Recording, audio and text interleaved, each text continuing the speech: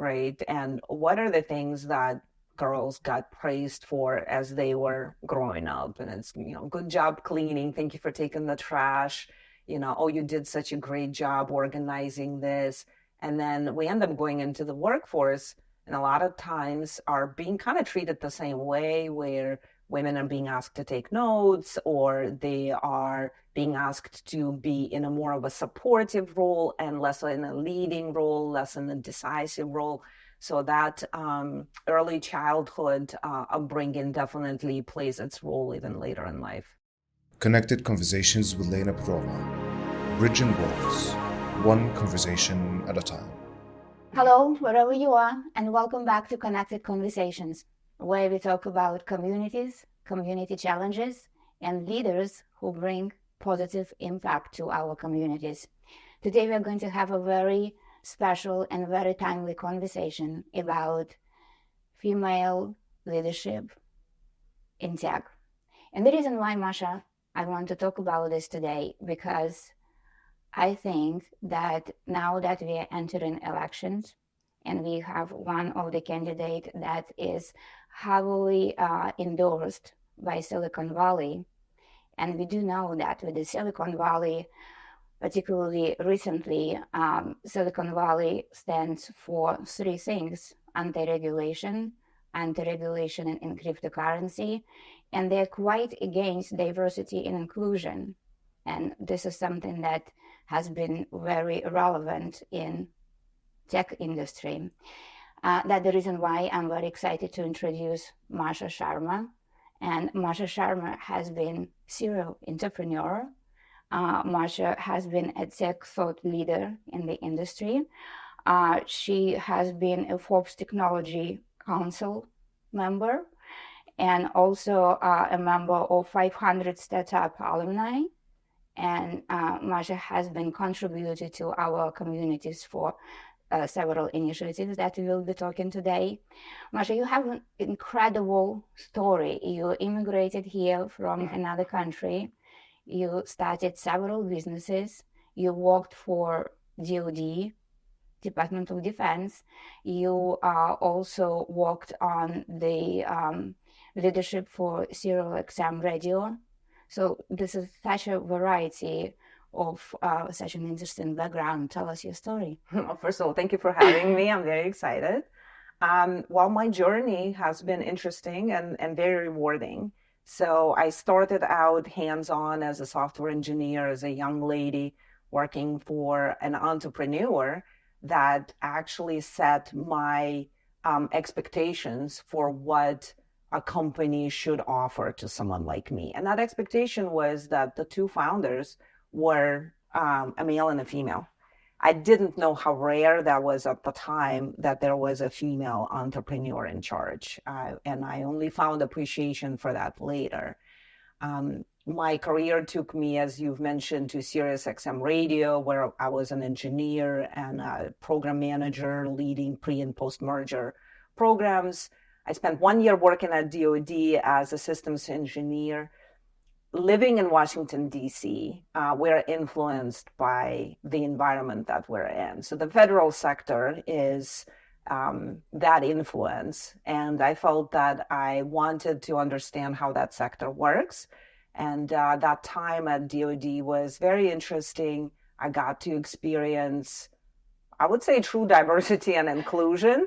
I've not seen anything like that since. The equality between the present representation of when men and women was pretty distinct. From then on, I went on to work at a scale-up. First, it was a Series C company called Millennial Media.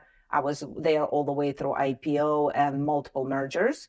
And I led an engineering team as a technical program manager. Actually, that was one of my first artificial intelligence experiences. At that time, what was interesting is the company was trying to build a coaching and a mentorship program. And I was asked to choose a mentor. And I wanted a female technology mentor. I was the director of engineering at the time. And I looked around and there was no one. And I realized that I was at the top of the chain in the engineering management, and there was no one else. And it was quite disheartening, to be honest. And it was at that time that I decided to invest in myself and strike out and start building my own companies. So I built the first startup and then the second, where I got lucky to meet another female entrepreneur. We applied to both Y Combinator and 500 Startups Accelerator. We were interviewed by Y Combinator twice, where they flew us out there. I have a little bias story I can tell on that. As I sat there across the table from the folks that were interviewing us, one question still stands out for me. They asked me who coded this application, because they couldn't believe that it could have been one of us. We don't fit the mental model that they have in their mind, right? In their mental model, it's a young college grad male, maybe Anglo-Saxon looking, but definitely not a female, definitely not a more mature female. So that was interesting. We did get accepted to 500 Startups. That's a competitor to Y Combinator. And we ended up moving to Mountain View, stayed there for 4 or 5 months, raised funding, and our company grew. And then from there, I transitioned to a board seat eventually and landed a job at Avenue One with a fantastic culture, with diversity and inclusion at its cornerstone.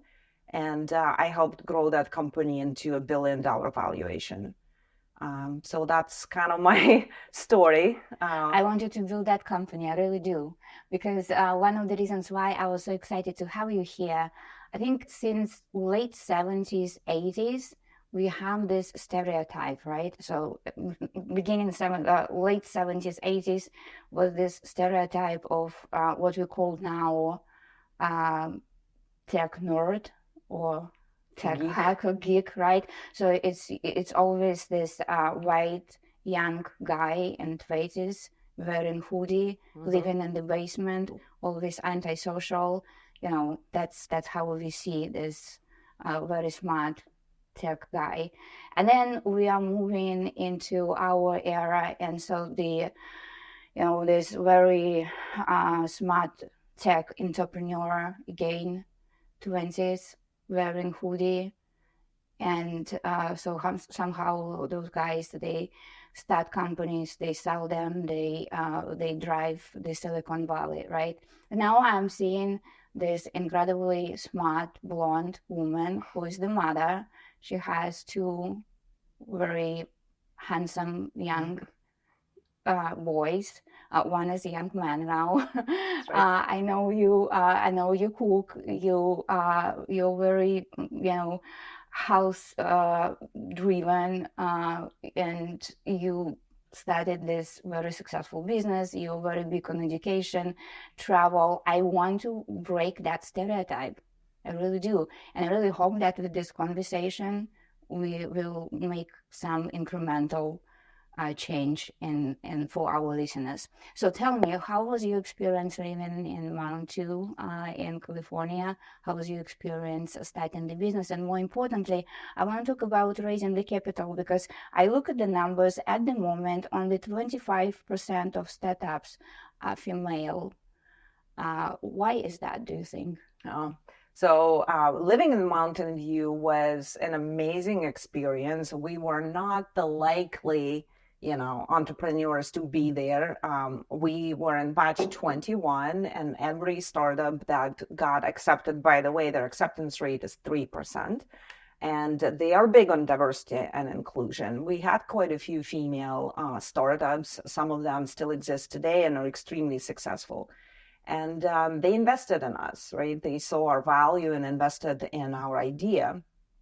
And what was interesting is we would come into the office every day and be with all the other founders and experience that startup energy, right? The ideation, kind of ideas just percolate there. It was a bit of studying as well, learning how to do marketing, how to do growth hacking and fundraising and enterprise sales and all these things. And then in the evening, we would go home, and we shared the same house we rented in Mountain View. One story, very cute, very small, and we moved our husbands, our kids, and my cat. And it was cool. It was a nice experience. After work on Fridays, everyone would come out and just chill and talk. And everywhere you go, you hear technology-oriented conversation, which is very different from, Washington, D.C. and where we are.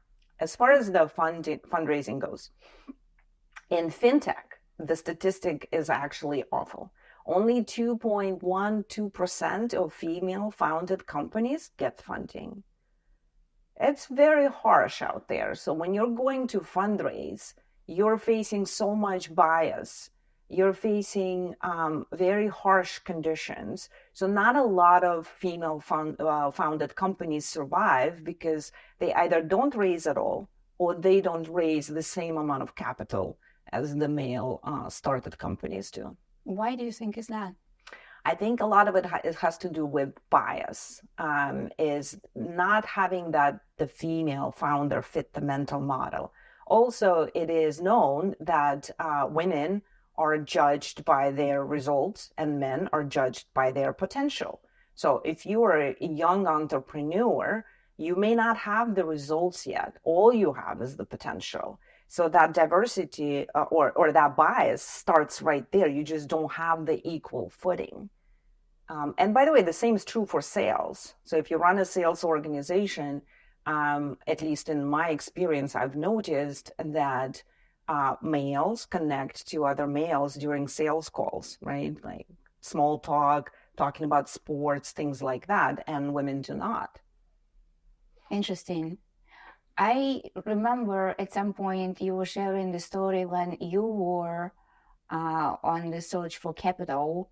You had to bring a male with you. Can you share that story? Sure. Actually, quite a few times. So we would go out fundraising, which means a lot of meetings with a lot of VCs. And many times we would bring an honorary white male that would just sit there with us. He wasn't necessarily part of the company. Maybe he was an advisor or someone that worked with us. And I noticed that the interaction in the room really diverted the attention, or more of the attention, to him than to us. A lot of questions were being asked from him that he could not answer. Those questions were answered by my co-founder or myself. That's just interesting way that females sometimes have to get creative. That's true. And in business. In FinTech, it's financial services technologies, right? So a lot of the meetings we would have with clients as well as the VCs, these are folks from Wall Street, right? Another place where the glass ceiling is very much prevalent. So it's no surprise that women in FinTech have a harder time raising than male do. And you would think then the life will start progressing in the opposite direction. But here are the numbers that I got from Forbes magazine, very recent ones, just a few months ago. So in 1984, we had 45% of women in tech leadership. In 2022, the number is 42%. So we are dropping rather than picking up, right? And then I look at the numbers of CEOs in 500 Fortune companies. In 2021, there were only 8.8%, and women of color is 1%. That is very sad. That is very sad. I was traveling to Dublin just a few months ago, and I was looking at our localization industry. So even so, localization industry, everybody thinks that it's very female driven. But if you look at the main players of our largest companies in the world, 0% of CEOs. Is that international? Internationally, yeah. That's but if you look at it, the majority of the largest big players, they are coming from US, just because if you can see the tech industry one way or another, it's concentrated in US. We do have a few big players in Europe, just a little in Canada, but the majority of them in US. It's US drives the technology one way or another. Well, sounds like that's a big opportunity for disruption. It is, and that's the reason why I was really looking forward to have you for this conversation. In your opinion, what's the future? Well, the future is an opportunity, and we're seeing that the change is not fast, but it is happening. Sort of the more women make it to the top, the bigger the ripple effect in terms of the example that we set for young women, right? All of a sudden, young girls see someone that looks like them, that they can relate to, and they know that they can get there as well. So I'm optimistic. I'm optimistic that the change will come, and I'm hoping that it comes within my lifetime. Me too, because again, there are several experiments that were done, and we do know that neuroscience already proved that the brain is the same. Mm-hmm. Male and female brain is the same. What is really different is how we treat girls, because from the childhood through the school, Mm-hmm. it's just this adaptation that makes girls to adapt to the workplace differently, and that's why it all starts. And that takes me to my next question.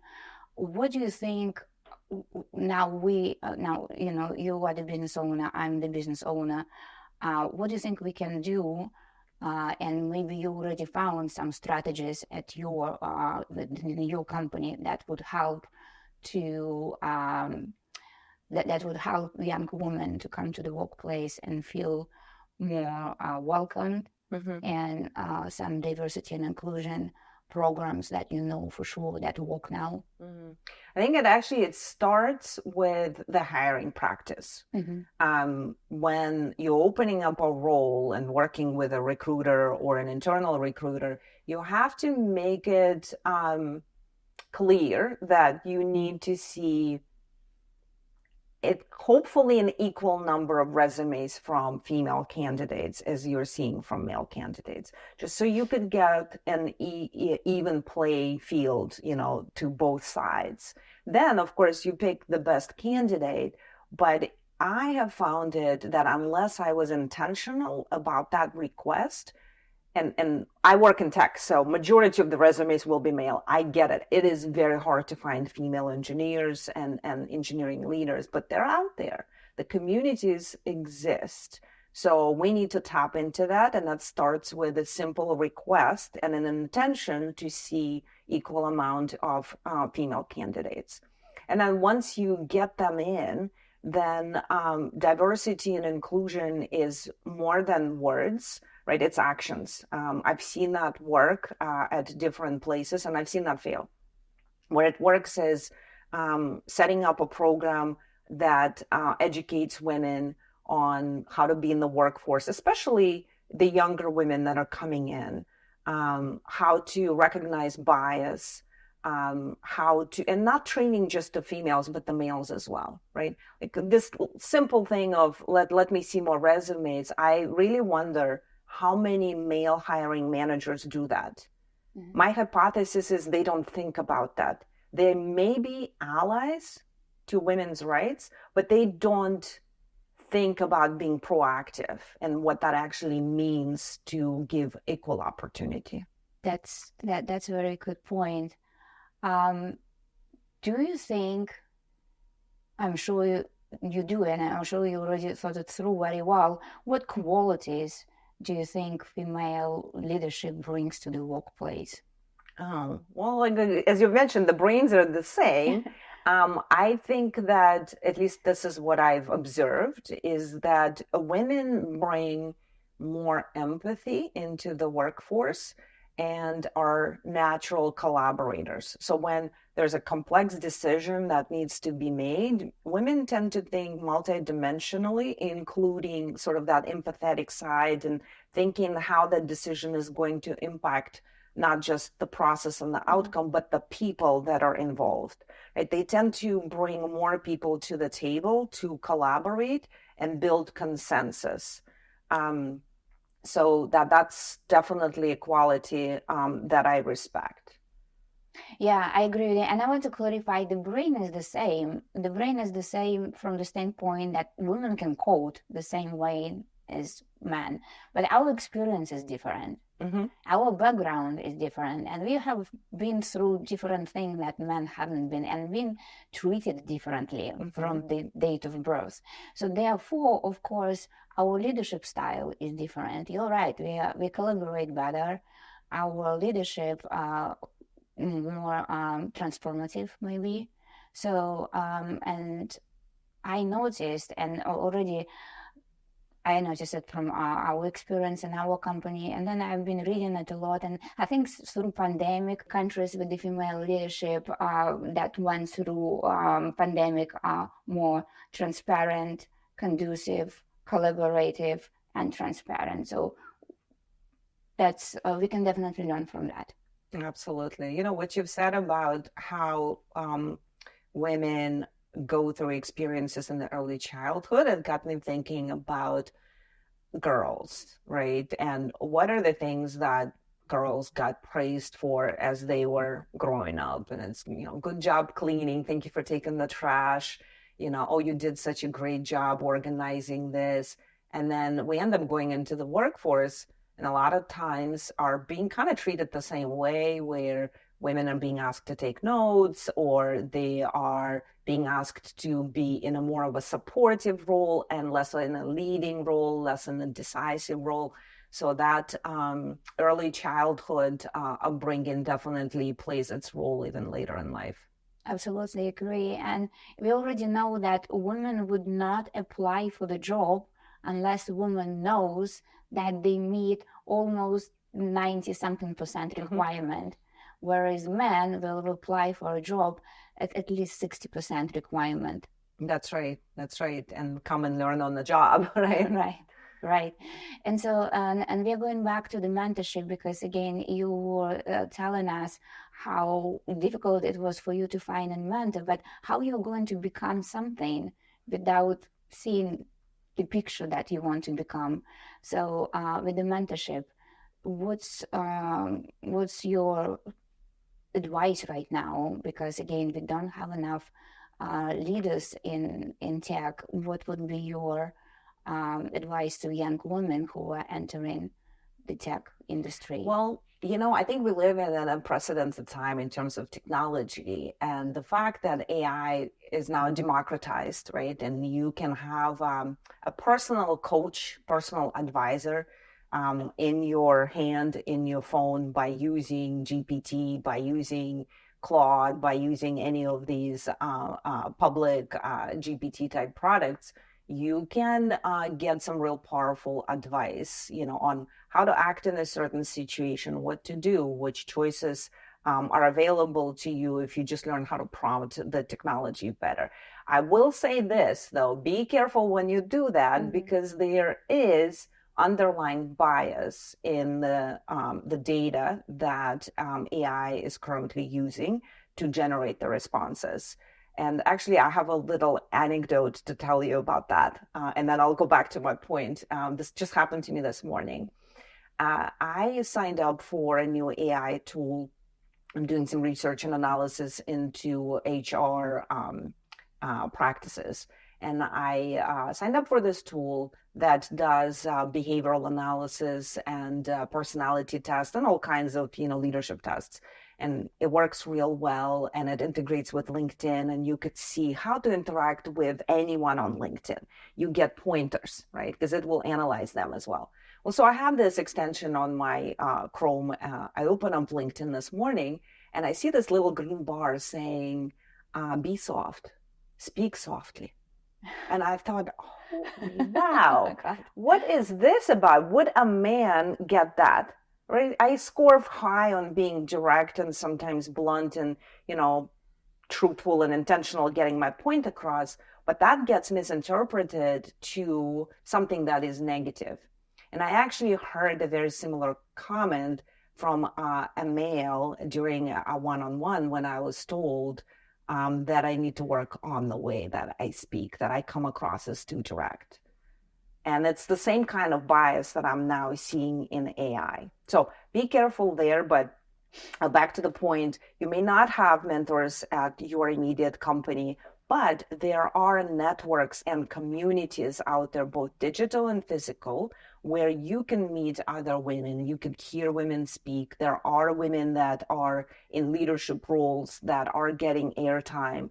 And I suggest listening and learning and never ceasing the opportunity to learn. Yes, now that you gave us the story, it's difficult. I'm going to say that it's difficult to be a woman in certain environments. You told me about DOD. I live in Washington, D.C. I very often go to the meetings where I am the only female. And if you behave as just yourself in the conversation, and sometimes you're too aggressive, sometimes you're too direct, sometimes you're soft spoken, you just you never know how you're going to be viewed. And then there is another story that I wanted to share with you. If you remember, several years ago when Microsoft was releasing this Office Assistant, this little clip was popping up, remember? Right. So there was that story that several females felt that it was very male-driven character. And then when it was addressed with the focus groups who was viewing that character before it was released, the whole focus group was saying, I don't know why they're saying this, everything is fine. There was only one female on that whole group who was saying, well, maybe you're not seeing it because I am the only one, and I'm telling you, the character is speaking in a male way. And that goes back to the innovation.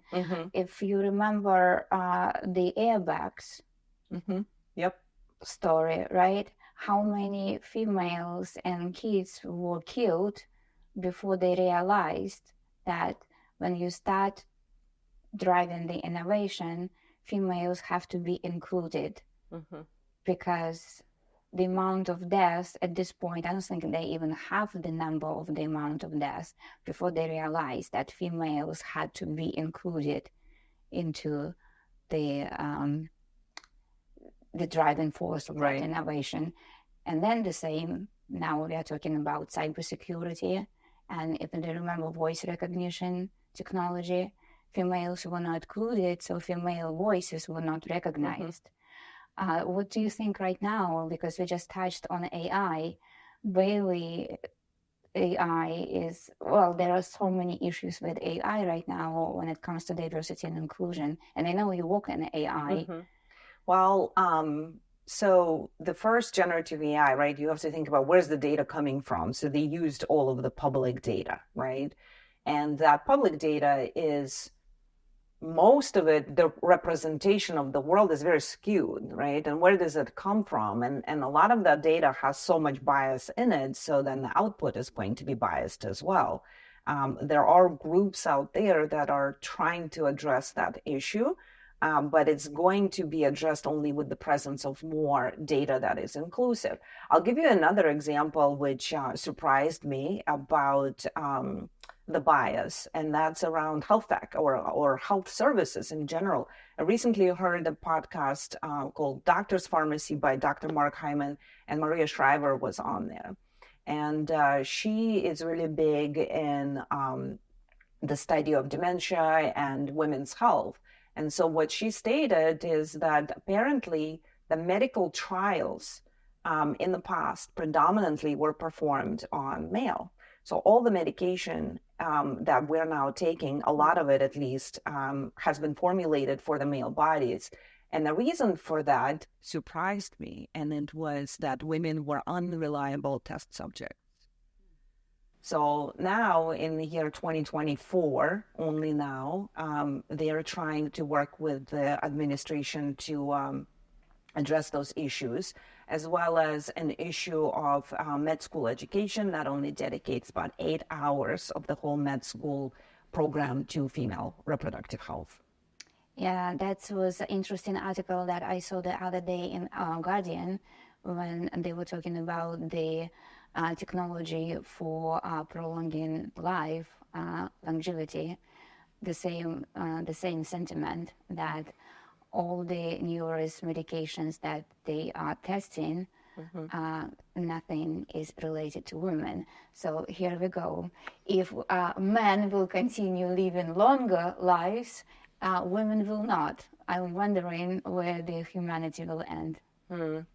That's a good question. I'm going to stay optimistic on that. The fact that we have women like Maria Shriver and many other women, and you included in that, is a good positive indicator that there will be change. So the more we speak about it, the more we bring up these issues. And every issue, if you think about it, is really an opportunity for change, and change will happen, change will come. Yeah, absolutely agree with you. One of the things that, again, we were talking about innovation and all the algorithm that absolutely have to be addressed, because, again, human resources algorithm that address the resume search that you already talked about earlier. Again, currently they are set up that male resumes pop up first. So talking about AI, lots of things that in works right now. That's right. So there's a lot of change we need to make. Right. So we rely on people like you in tech. And that's the reason why I thought this conversation is very timely. Coming to the election campaign this year. So I was looking at any other, we covered the mentorship, and is there anything that you would recommend to men? Because we have lots of men who are feminists and they do support us.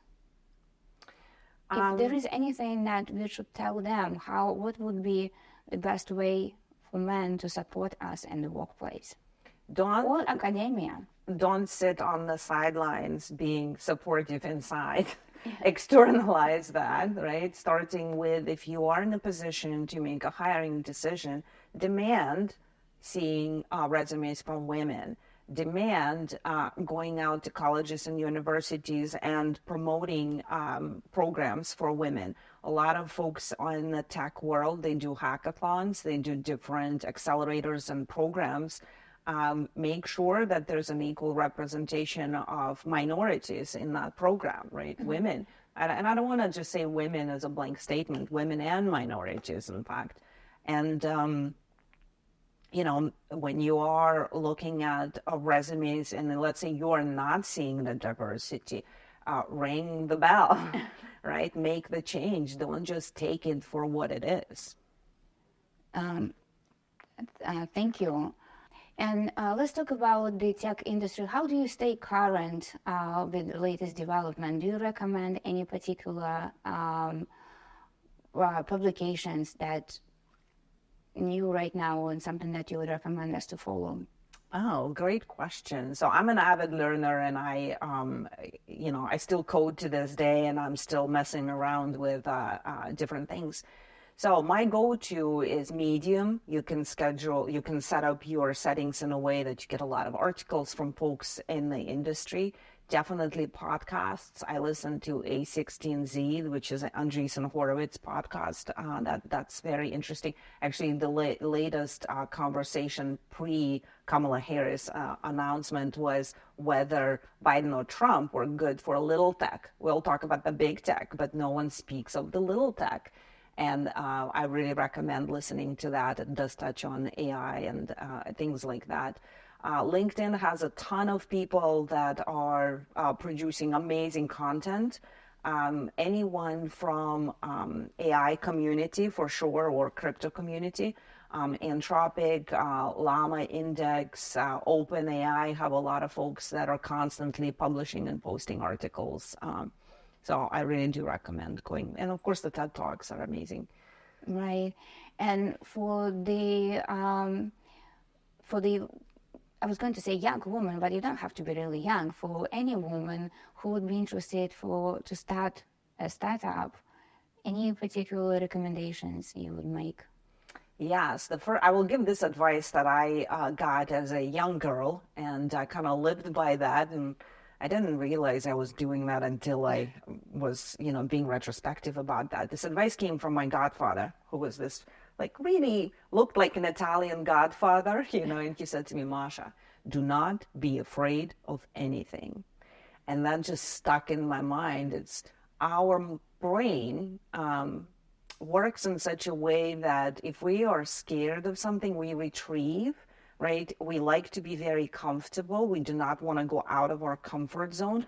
And so in that, we are not overcoming anything. We're not becoming resilient. So do the thing that scares you and learn something you don't want to learn, right? It is when we overcome that, like let's say there's an advanced AI topic or even generative AI topic, you know nothing about it. And it's scary because there are a lot of new words, a lot of new terms.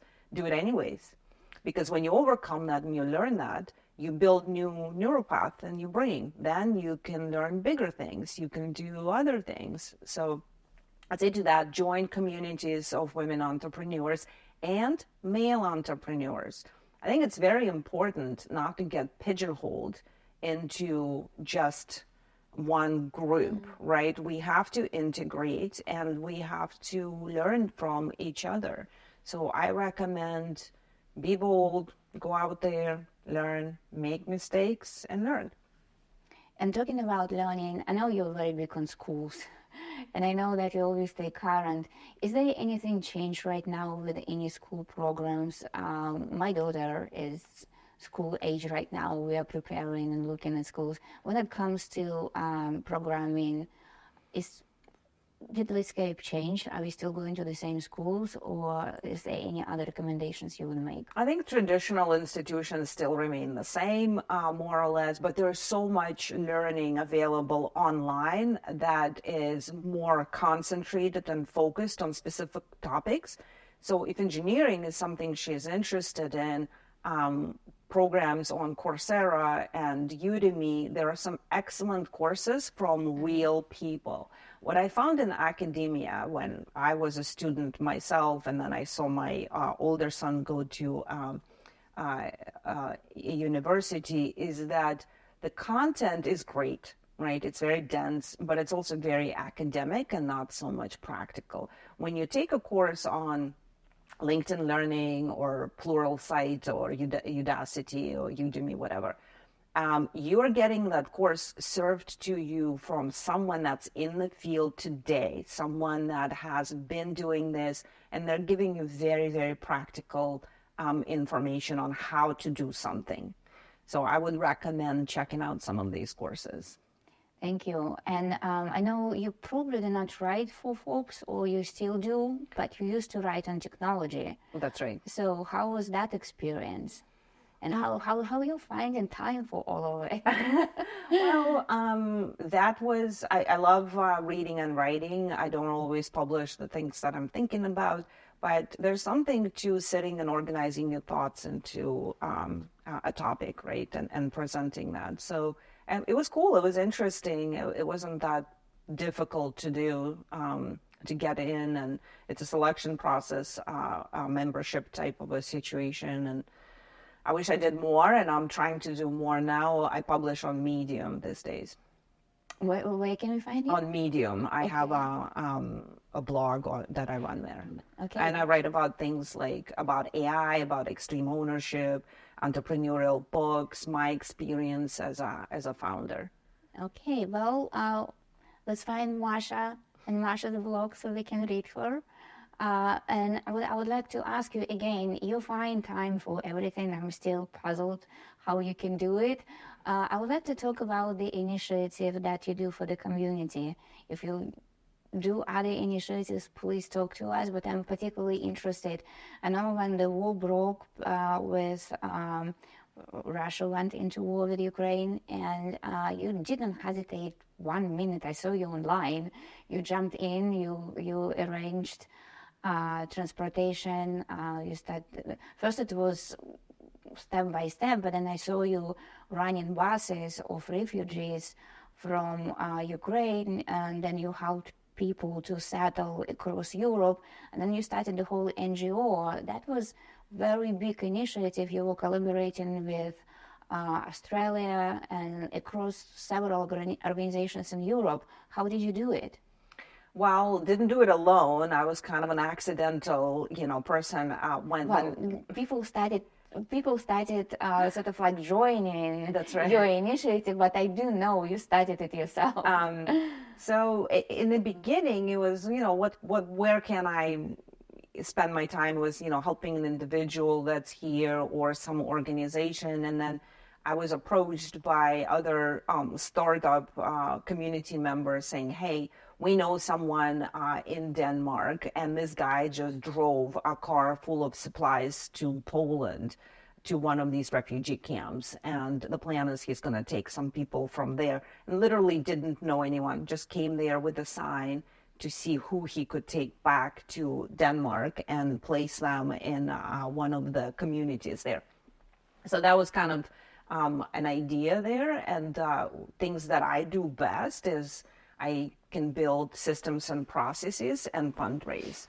So we got together. I remember, anyone we knew, and there was someone from Australia, and we sat down with a bunch of folks, including my co-founder at the time at my own startup and some other founders, and we said, all right, how do we do this?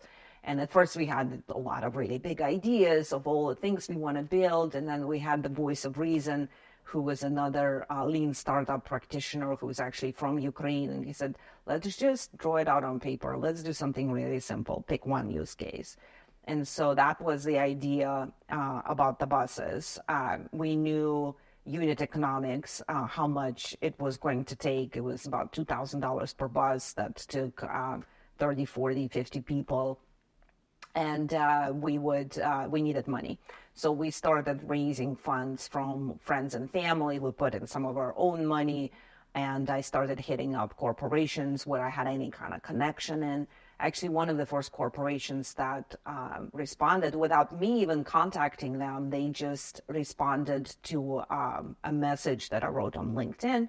It was the founder of the company that I was with. And, his EA said, hey, what do you need? We want to participate. Let's do this. I'm ready to write the check today. And so he wrote one of the biggest checks. And it was kind of funny and unbelievable. Funny in the sense that legal got involved, like, oh my God, we need to vet them. You need to be an NGO. And at the time we were, none of these things. So we learned that it takes a long time to start an NGO and go through the vetting process. So my co-founder had a great idea. Well, let's partner up with an existing NGO. So she found somebody, and essentially we piggybacked off of their NGO, and that's kind of the rest is history. We moved quite a lot of people both ways from the Ukrainian-Polish border. These were mostly women, children, and elderly that were in need, and they were devastated. And they've seen some, they were from the eastern side, so they lost a lot, and they've seen death, and it was just a natural response. What can we do? We'll do whatever we can. So the organization existed for a while, moved a lot of people both ways, and even once they settled in Denmark, they would call us on WhatsApp. I need diapers. I need this. How do I do it? I mean, people didn't know how to even get around, how to live in another country. So we would pair them up with someone that was on the ground. And we had amazing volunteers on the ground that did so much, and they got personally affected psychologically by what they have seen. And Yulia Yani, my co-founder at the time, she actually took the flight to Denmark, and she went on one of these buses, and we documented the whole thing. Unfortunately, that same year I lost my father, and I just went into a place where I couldn't do a lot of these things anymore, and so I just kind of stepped away. Oh, thank you for doing that, and thank you for starting this initiative. Not that many people would do that. That's a human thing to do, and I just want to emphasize that I've always donated to other initiatives as well, not just Ukraine, Russia, but Israel, Palestine, and other places as well. So I think it's important to support the humanity. Absolutely agree with you. in my opinion, that's what the business is about. We do something for people. What did you learn from it? Is that something that changed? I'm sure that is something that really changed you after that. Well, organizationally, I learned that people have a very short attention span. So in the beginning, everybody was freaked out and they wanted to donate and they wanted to participate and they were asking what we can do. And then that interest, people got tired. Right now, what is it, 2 years in, and people kind of are done, and that's unfortunate, right? The issues still exist, but we tend to live with it. We tend to accept it as just fact. And I wish that wasn't the case. So human nature takes over, and we just get too comfortable. Yeah, that's very true. Is it, in your opinion, is there anything else that could be done? I'm not a politician, so And on the it's on the community level, I don't think anybody knows one of right. As a politicians man on there. I think we need to continue support. We had other ideas of things that we could do, including entrepreneurship. How can we help folks that are there grow their business or start a business or get jobs here. So there's a lot that could still be done there. A lot is being done, but a lot could be done. Another thing is our whole team was in Ukraine at the time. And I've been working with offshore teams for quite some time on both sides, actually. And when, right before the war, I was being asked, Masha, is there a risk that there will be a war? And I said, no, that's crazy. That's never going to happen. And I think a lot of people thought that way, and we were all wrong. And then when it did happen, the first thought is, how do I help my people? So again, the company I was with, they were amazing. And they reached out to me and they said, all right, help us figure this out. How do we actually help them? And we got on a call, and one of the ideas was, can we, send a military helicopter then, or pick everybody up and, bring them somewhere else? And then the other idea was, of course, we have to give them some funds to help them relocate. So that's what the company ended up doing. But we spent, all of our daily meetings. Sometimes people couldn't show up, or they would tell us stories. There's a young lady that was telling us a story how they were sleeping in the hallway with her newborn baby because they couldn't sleep in the bedroom next to the windows. They were afraid that there would be a bombing. And that's just devastating to hear from people that you relate to so much, or from anybody for that matter. Are you working on any initiatives at the moment? Not related to that in particular. I'm not. Okay. Well, if there is anything that we can do, always keep us in mind. Absolutely. Thank you. Thank you for the offer. Well, thank you. And what is your current entrepreneurial journey? Oh, it's a great question. So I've recently transitioned to a strategic advisory role with the company that I was at for almost 4 years. And right now I am exploring what my options are, but I'm heavily involved in self-learning again in AI.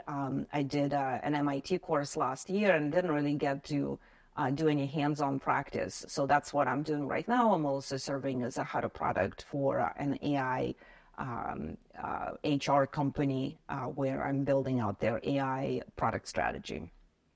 Can you talk about it? Or you cannot? I cannot you talk cannot about talk about it. Okay, I just got excited anything about AI. All right, well, good luck with the new journey. Thank you. I'm really looking forward to see what you're going to bring to our community. I'm sure it's going to be something absolutely incredibly awesome. Absolutely. Thank you for having me. This has been really exciting. Thank you. If there is something that you would recommend to the new, to those who are about to start something new, there is one actionable item that you would tell them, our listeners, please. There's never a good time to start. You just need to start and figure it out. Make a ton of mistakes and just keep going. And the more steps you take, the closer you will get to your goal, right? Do not get afraid whenever you encounter blockers, right? Beyond that blocker is the opportunity. So just keep going. And if one thing doesn't work, do another. Thank you, Masha. That was very inspiring and motivational. Where can we find you?